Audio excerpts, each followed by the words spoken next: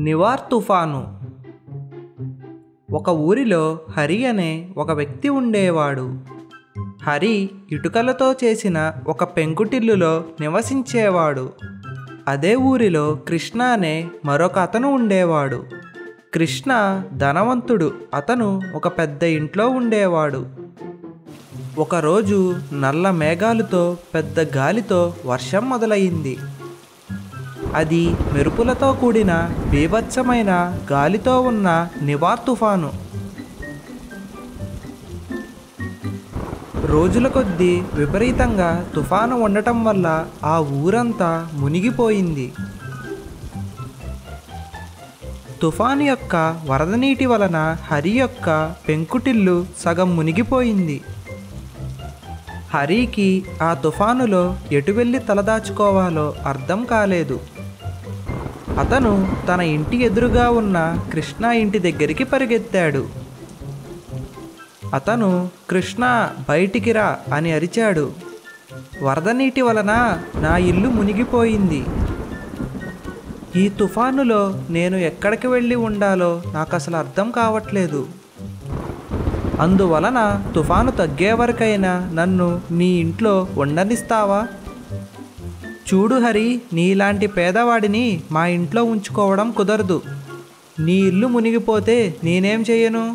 నీ బాధలు నువ్వు పడు అని కృష్ణ ఏమాత్రం జాలి లేకుండా చెప్పాడు. కృష్ణ అలా అనేసరికి హరి బాగా బాధపడ్డాడు.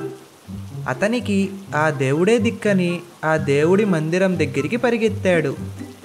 దేవుడా, నేను ఎవరికి ఏ విధమైన అపకారము చెయ్యలేదు.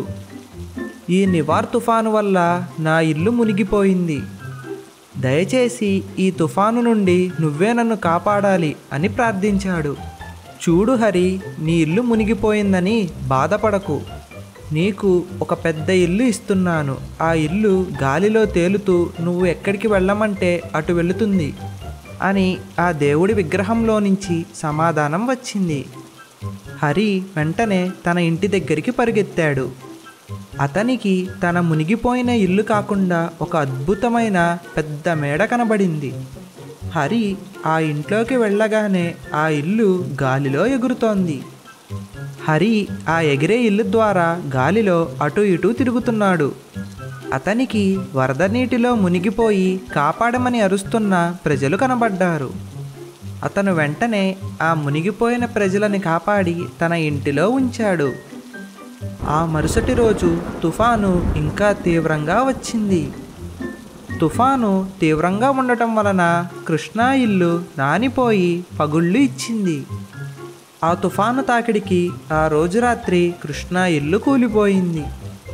పీకల లోతు వరకు నీటిలో మునిగిపోయిన కృష్ణ అతనిని కాపాడమని అరుస్తున్నాడు.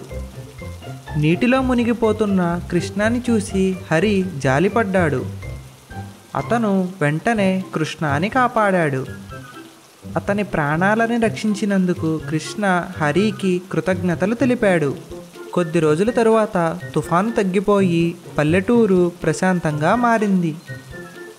కృష్ణ తన అహంకారాన్ని విడిచి మంచిగా మారాడు. హలో ఫ్రెండ్స్, ఈ వీడియో మీకు నచ్చినట్లయితే మా ఛానల్కు తప్పకుండా సబ్స్క్రైబ్ చేయండి.